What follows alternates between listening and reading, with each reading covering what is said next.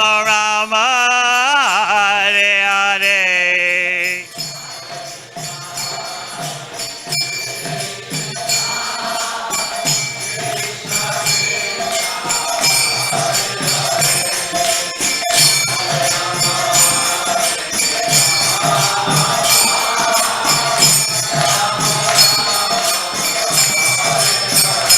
Hare Krishna, Hare Krishna, Krishna Krishna, Hare Hare, Hare Rama,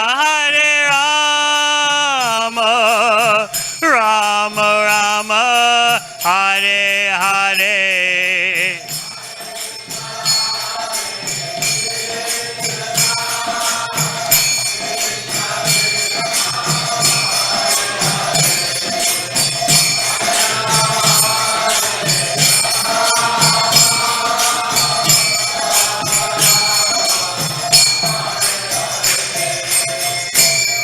Go Premarandi. Om Jnana Timirandasya Jnananjana Shalakaya Chakshun Militang Yena Tasmai Shri Gurave Namaha. Jai Shri Krishna Chaitanya Prabhu Nityananda Shri Advaita Gadadhara Shivasadi Gaura Bhakta Vrinda. Hare Krishna, Krishna Krishna, Hare Hare, Hare Rama, Rama Rama, Hare Hare. In the Srimad Bhagavatam, first canto, in the chapter about the incarnations, there it is said, Balaram is the 19th incarnation and Krishna is the 20th. But you always have to keep in mind that Krishna is the avatari. He's more than the avatar. Krishna is the source of all avatars. But he's listed in the first canto of the Bhagavatam along with the other avatars, but there's always the conclusion there, stated in the first canto of Bhagavatam, that Krishna is the origin of all incarnations, even of Lord Balaram. Yet and still, there is such a slight difference between Krishna and Balaram. Balaram is Krishna's first expansion. What is the only difference? Balaram's complexion is like camphor, whitish like camphor.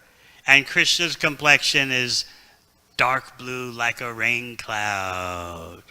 Whenever you see a rain cloud in the sky, maybe you saw some a few days ago. Too many. Think of the complexion of Krishna like a dark blue monsoon cloud, especially when you're in India and you see the rain clouds. Balaram wears cloth the color of dark blue, whereas Krishna is known for wearing yellow. So these are the main differences between Krishna and Balaram. They're that close. Today is Sri Balaramaji's appearance day. He precedes Krishna. He's Krishna's older brother, Krishnagraja, only by 15 days. He's 15 days older only. And as stated in Chaitanya Charitamrita, Balaram acts in the role of Krishna's guru, his servant, and his friend. Similarly, that same Balaram appears as Lord Nityananda and relates toward Lord Chaitanya, who is Krishna himself. He relates to Lord Chaitanya in the same way that Balaram relates to Krishna. Sometimes Lord Chaitanya will assume the bhava, the mood of Lord Balaram. Once he was in the corridor of a Vishnu temple. This is described in Chaitanya Charitamrita Adi Leela. I hope everyone here not only has at home a full set of Srimad Bhagavatam, but you also have Sri Chaitanya Charitamrita. Then you have everything you're entitled to in this short human form of life. Having those full sets of books in your home transforms your home. You may say, I have very little time to read. But just by having the books in your home, you have the literary incarnation of the Supreme Personality of Godhead, Krishna and Sri Chaitanya Mahaprabhu there. So, Lord Chaitanya is in the corridor of a Vishnu temple. This is described in Adi Leela of Chaitanya Charitamrita. And all of a sudden, he starts calling out, Madhu, Madhu, Madhu. Bring honey, bring honey, bring honey. He's in the mood of Balaram. Balaram is famous as the honey addict. He drinks lots of honey in Vrindavan. So much so that he becomes intoxicated. But you see, the intoxicating beverage that flows from the trees in Braj is not material intoxication. Why would Balaram be interested in that? The demigoddess in charge of intoxication is Varuni, but she has a pure Braj equivalent, and therefore you can call her Braj Varuni, and that's what's flowing from the trees in the forests of Braj that Balaram is after. That's what he's after, not material intoxicant. So Lord Chaitanya is imitating Balaram in Balaram's quest for Madhu. Bring the honey beverage, bring the honey beverage. You know what happened.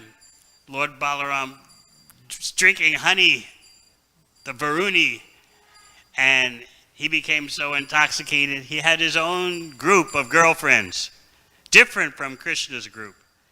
And in his intoxication state, divine intoxication. See, everything is there in the Supreme Absolute Truth. Otherwise, how can it be in our puny human experience if it's not there in the ultimate source? So Balaram dances. He has his own Rasa Leela. Balaram wanders through the forest. He gets intoxicated. But this is all divine. So in his intoxicated, divinely intoxicated state, Lord Balaram wants to play in the river with his girlfriends. No one around Balaram has a material body. Why does Lord Balaram want to have anything to do by trying to enjoy material bodies? Just as Krishna in his Rasa Leela has nothing to do with material bodies. The forms that Balaram is dealing with are Satchidananda, forms composed of eternality, full knowledge, and unlimited bliss. And what is it that we see in our own forms, these temporary material bodies? We don't see Satchidananda, we see Asat, temporariness, Achit, ignorance, and Nirananda, misery. Because we're frustrated and angered by our failures at material enjoyment, we can't believe that Lord Balaram and Lord Krishna have pure spiritual enjoyment. We're envious. So Balaram wants to sport in the Yamuna River with his pure girlfriends. He wants to sport in the pure Yamuna River. But the Yamuna River refuses his command. See, Balaram didn't want to walk to the Yamuna River. He's a river, come, Yamuna, come. This is known as the Yamuna Akarshana Leela, the Leela of attracting the Yamuna River. Come, come, come to my feet. I want to bathe in you with my girlfriends. What was the Yamuna's response? He's just intoxicated. I don't have to do what he says. So then Balaram, he always carries a plow. That's why he's known as Halayuda. You were chanting that name, Halayuda. He's always carrying a plow. Just as Krishna always carries a flute, Balaram always carries a plow. In Bhagavad Gita, you may know the verse, Krishi Gorakshabanijam Vaishya Karma Swabhavajam. Balaram is Krishi Raksha, land protection. Therefore, he carries a plow. Krishna is Goraksha. He's cow protection. Therefore, he carries a rope for binding cows, the back legs of the cows, so they can be milked. So those two brothers, as Krishna Balaram, teach human civilization everything human civilization needs to know for material prosperity, what to speak of spiritual prosperity. So anyway, Lord Balaram, with his plow, is going to shake up the Yamuna River. He says, if you don't come to me, I'm going to take my plow and separate you into hundreds of different streams. Instead of the one big river, you'll be just a bunch of rivulets. So he started to do that. And immediately, the Yamuna River personified shows up at his feet begging for mercy. So Lord Chaitanya, who is the Channa avatar, the hidden incarnation of Krishna, he's Krishna in the role of Krishna's own devotee to show us how to be a devotee. Lord Chaitanya is in the corridor of a Vishnu temple. Keep in mind, Lord Chaitanya is Vishnu himself. He's the Supreme Personality of Godhead, Bhagavan. But he's hiding that just to teach everyone how to be a bhakta, how to be a devotee. So he's calling out, Madhu, Madhu, bring me honey, bring me honey. He's absorbed in the bhava of Balaram. So Nityananda and associates, they present to Lord Chaitanya a cup of water.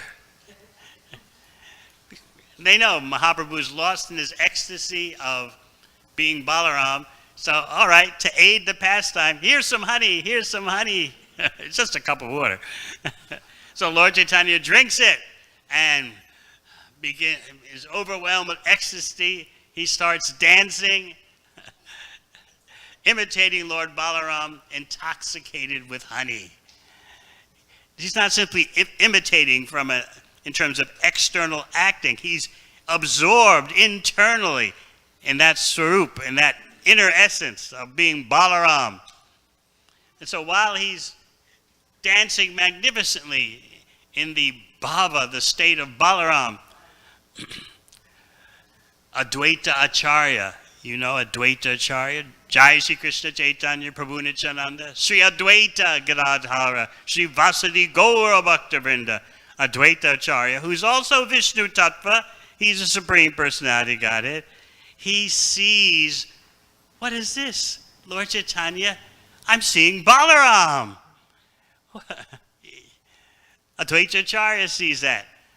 And then there's another devotee, Vanamali Acharya.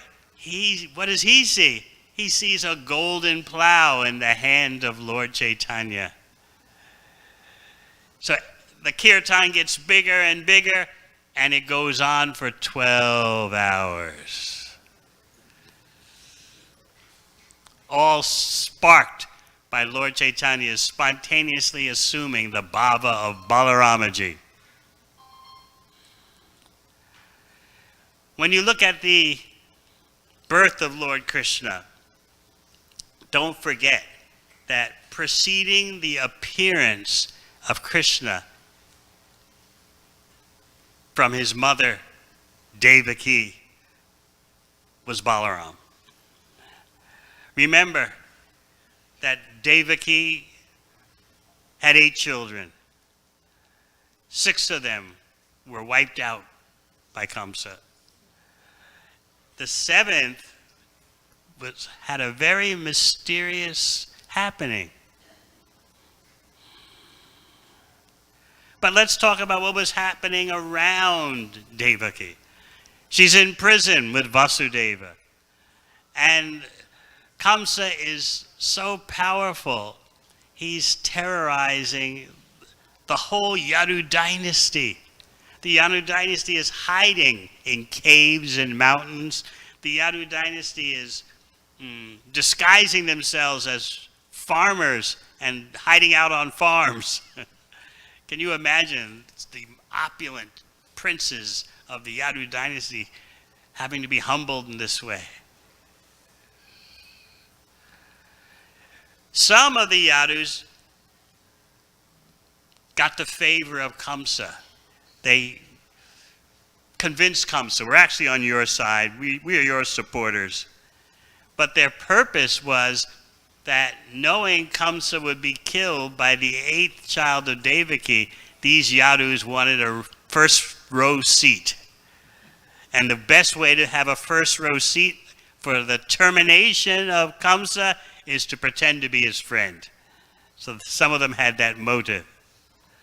So there is Devaki in prison, and she's pregnant with the 7th child. Everyone's wondering what's going to happen. This is not the 8th child, but what's going to happen to the 7th child? Kamsa's killed the first 6. So then Krishna makes his arrangements. Not the same expansion of an expansion of an expansion that the demigods went to the shore of the ocean of milk and had Lord Brahma make his appeal. That's Chirodakashai Vishnu. But this is Swayam Bhagavan Krishna now making a plan. He's talking to Yogamaya, his internal potency. I have a task for you. Devaki is pregnant with the 7th child in her womb. I want you to transfer that child from the womb of Devaki to the womb of Rohini, who's in Braj. This was to Yogamaya a very heavy task. How to move Lord Balaram. But empowered by Krishna, it was possible. But we should appreciate it. She saw it as a very unusual and very difficult task. So Krishna, as Swayam Bhagavan, the original personality of Godhead, told her, this child will be known as Sankarshan because he's being attracted from the womb of Devaki to the womb of Rohini. In that way, you could say Lord Balaram has 2 mothers, Devaki and Rohini. Furthermore, the Supreme Personality of Godhead spoke, this child will be known as Balaram because he's giving pleasure to the residents of Vrindavan and to everyone. He's always expanding the happiness of everyone. Therefore, he's known as Balaram. He gives strength, Bala, for enjoyment, Rama. He's also known as Balabhadra because he has such physical strength. Of course, Balabhadra's physical strength is all spiritual because Balabhadra is all spiritual. So Krishna said he's going to have these 3 names. So what happened? Devaki was in her 7th month of pregnancy with her 7th child, and then it seemed like she had a miscarriage. Some thought it was not only a miscarriage, some thought Kamsa thought she's taken some drugs and aborted her pregnancy because she doesn't want me to kill the child when the child's born. That's what Kamsa was thinking.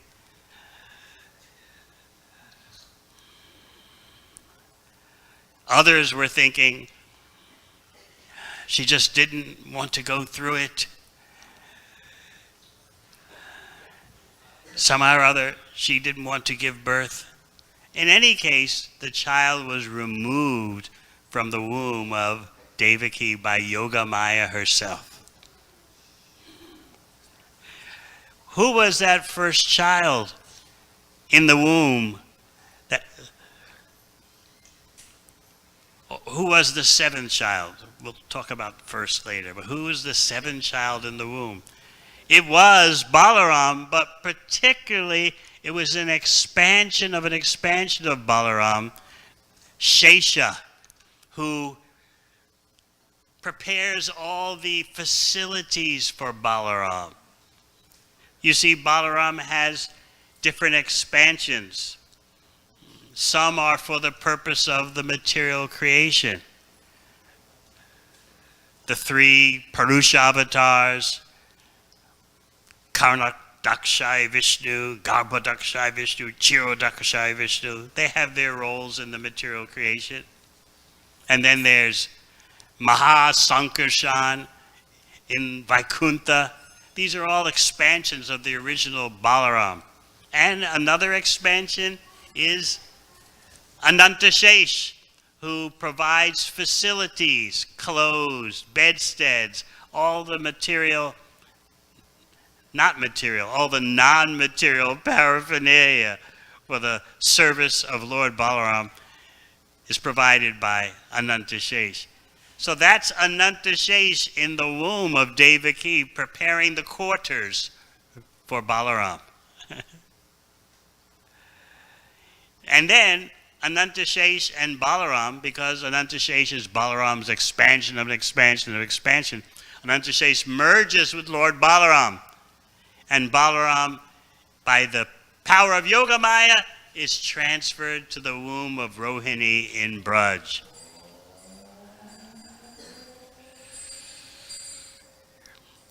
So you can always look at how Balaram assists Krishna in his pastimes. They're partners in enjoyment. One particular morning, Krishna he was actually outside of Braj. This is after the pastime of the Kaliya serpent and also the forest fire. So Krishna hasn't returned to Braj yet. He's on his way back to the town, and he and his cowherd boyfriends, they are sporting. And the way the cowherd boys and Krishna and Balaram sport is unforgettable. If we cannot relish how Krishna and Balaram and the cowherd boys are sporting, we'll never be able to relish the Rasa Leela. Their enjoyment is so spontaneous, so divine. It's not that Krishna and Balaram are putting on, let's pretend we're young cowherd boys. No, they're into it. They know how to enjoy the best. They fully are absorbed in the bhava of these cowherd boys are our friends. We're all having fun. We're all young boys having fun. It's not an act. It's the natural expression of the Supreme Personality of Godhead as a supreme enjoyer. Rama and Krishna. So, they played so many different games. Sometimes Krishna would play his flute and the cowherd boys would dance while Krishna played the flute. Sometimes the cowherd boys would play their bugles and Krishna would dance and the cowherd boys would all cheer Krishna onward. Oh, Krishna, you're dancing so nicely. They're really into it, as we say. They would invent so many new games that are even played today. One game called Blind Man's Bluff. One cowherd boy would sneak up behind another cowherd boy and cover the cowherd boy's eyes with his hands from behind. And then that cowherd boy with the eyes covered has to guess, who is it? Just by feeling the texture of the hands over the eyes. They would play what we call today cops and robbers. Some cowherd boys would apprehend other cowherd boys. Sometimes they would imitate the jumping of frogs. You can just see all these unlimited numbers of cowherd boys jumping like frogs. How else did they play? Krishna has a name, Viharavit. That means the one who knows how to play games. This is the God that you're worshiping. He's also known as Vinoda Kovida, the God who knows how to play sports. So it's not that Krishna dances. Yes, he does. Krishna also plays sports and he plays games. As the supreme enjoyer, his enjoyment is infallible. This is why Krishna is called Achyuta. You may recall from Bhagavad Gita, chapter 1, Senaya Ubhaya Majje Ratam Stapaya Mechchuta. Arjuna says, "Oh, Achyuta, oh Krishna, drive my chariot in between the two armies. Let me see who wants to fight here." So he's calling Krishna Achyuta to let us know that even though Krishna is my chariot driver, the subordinate, lower position than a warrior, he is infallible. Just because he takes the position of my chariot driver doesn't mean that in any way his infinite glories are diminished. But a more intimate meaning of Achyuta is one whose enjoyment attempts never fail. Now just think if you could ever call yourself Achyuta because your enjoying attempts never fail.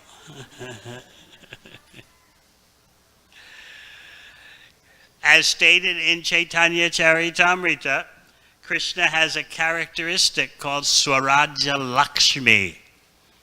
That means Krishna has unlimited desires. And he has the unlimited capacity to fulfill each one of his unlimited, infinite desires. So there he is as Achyuta in all the sense of the word, all the senses of the word, of the name. And he's playing with his cowherd boys, and he's coming up with one game after another. And now he's going to come up with a new one, because the most ferocious demon of all Kamsa's entourage, Pralambasura, wants to cause havoc. In the second chapter of the 10th canto of Bhagavatam, in the list of demons' names that are allied with Kamsa, Pralamba's name is first, because actually he's the most ferocious one. Even the devatas, the demigods, are afraid of him. So Pralamba wants to cause havoc in Krishna's pastimes. So in this scene where Krishna and the cowherd boys are wrestling, they're dancing, they're jumping, they're grabbing each other and whirling one another around. Sometimes you see devotees do that in kirtan.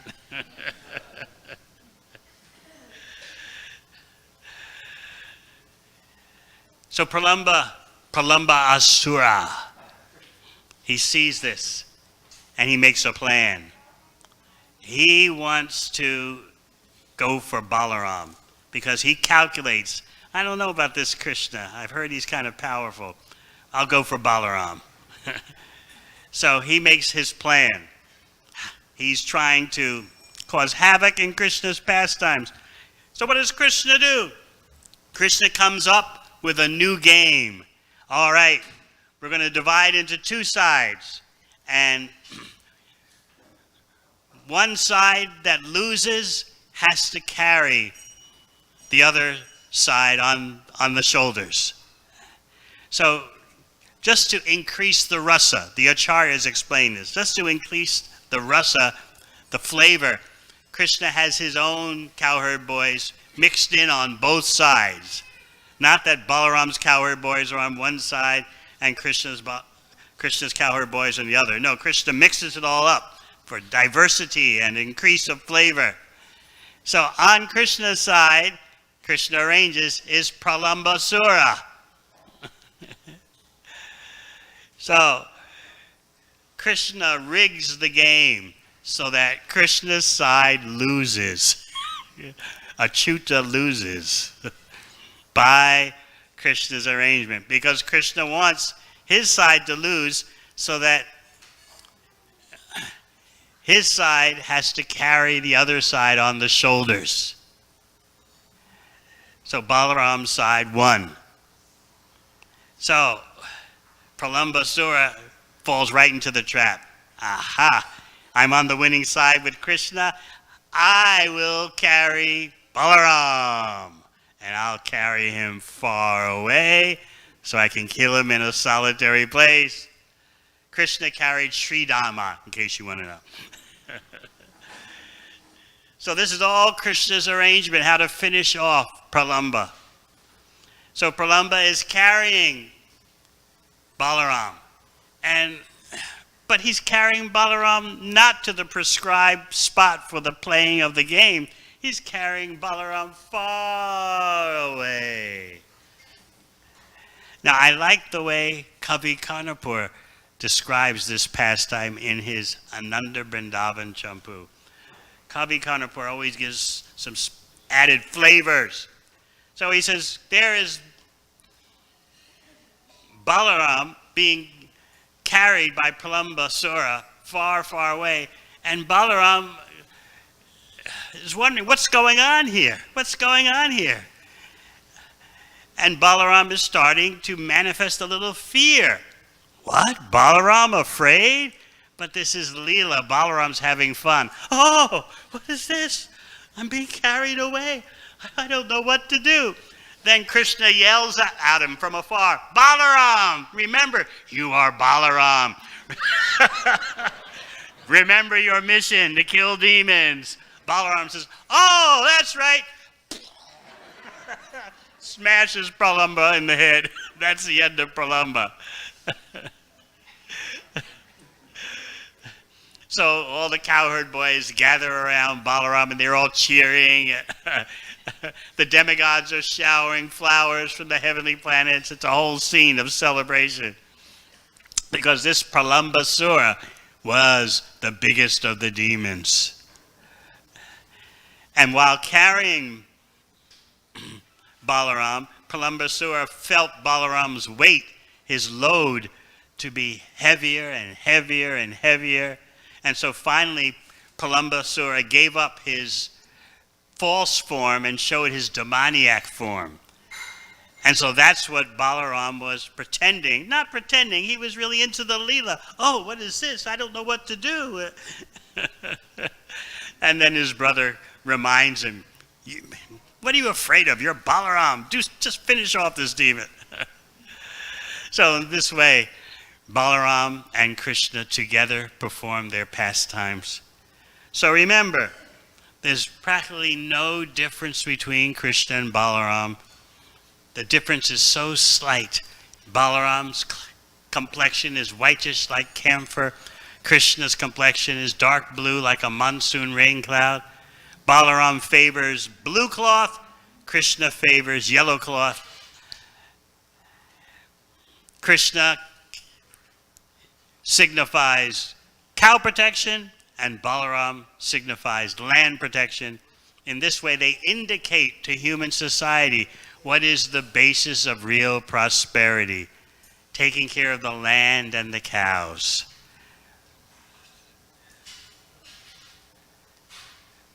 So today we can remember the various names for Balaram. Pralambari, the killer of Pralamba. Halayuda, the carrier of the plow. Sankarshan, he's attracted from the womb of Devaki to the womb of Rohini. And of course, Nityanandaram. Balaram comes as Lord Nityananda and performs pastimes with Lord Chaitanya. All right, any questions?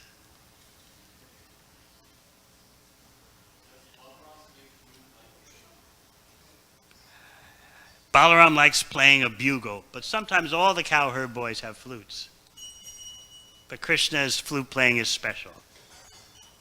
But sometimes all the cowherd boys, while Krishna is singing and dancing, they'll play flutes. But mainly they have bugles. They like to bugle with buffalo horns. Krishna's flute playing is in a category of its own.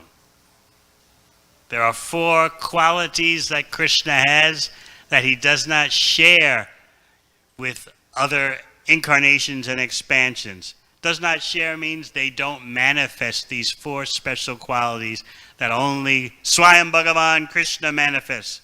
What are those 4 qualities? Venu Madhurya, flute, sweet flute playing.